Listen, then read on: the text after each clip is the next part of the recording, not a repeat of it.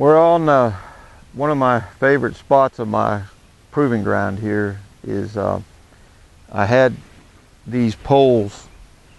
These are fence posts that I poured concrete in tires, and I'm able to take my skid steer and move these around. And I really like this area because it's at a grade. We're at a slope about like this, let's say, and it works really good. And I don't try to keep it groomed as smooth as you think I should, because I want it a little rough. I want it to have dips and bows and little ruts in it and rocks and stones, because that simulates what I believe is, you know, when you go out in the mountains or you go out into the rough country, it kind of simulates what you're doing. And what I like most about this area right here is when you take your horse around these poles, and we ride our horses around these poles, and every time he changes direction, it puts a different angle on him where he's got to learn to develop balance and balance his cargo, which is you, and your saddle. But it also teaches him how to put his feet down and stabilize himself and his load. So one thing you can do to prepare for that is in hand come out here, okay, and just work him on your rope just like we do. Okay, see, every time he changes direction, he's at a different angle. All right, and then I'm going to come to my pole. See how I use the pole as a vehicle to turn him. Okay, so you can, if you don't have a pole like this, you can use a tree. Okay, this is a great way to get a horse very controllable and very responsive to, see,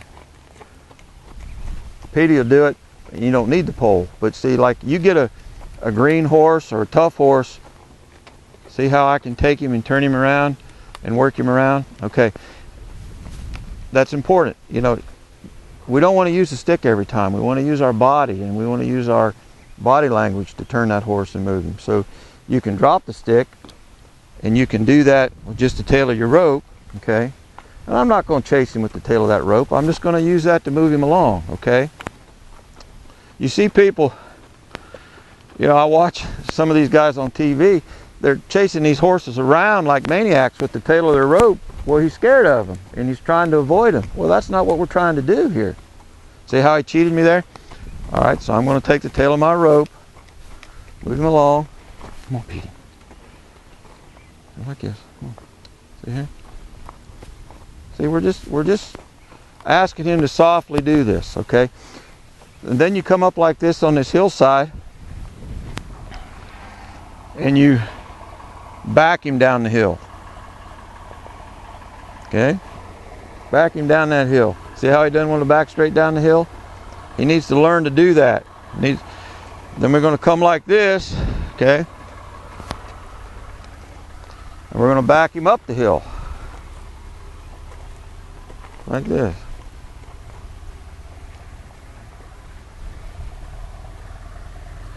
And back up the hill. Okay? You would be amazed on how many horses will not back up a hill or back down a hill.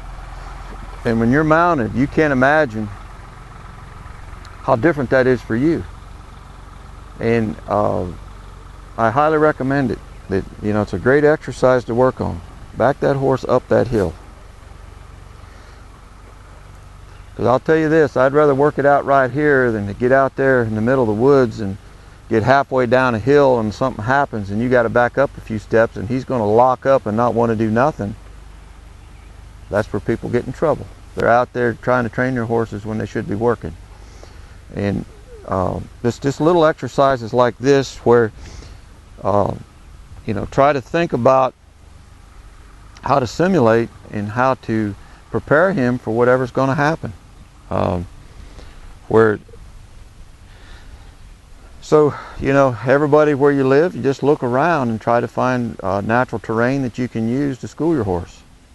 I mean, you don't need a big fancy course like this. I mean, and everything I have here, I don't think I bought anything but those noodles at the toy store. This is all just stuff I've picked up here and there and just tried to be resourceful and creative about.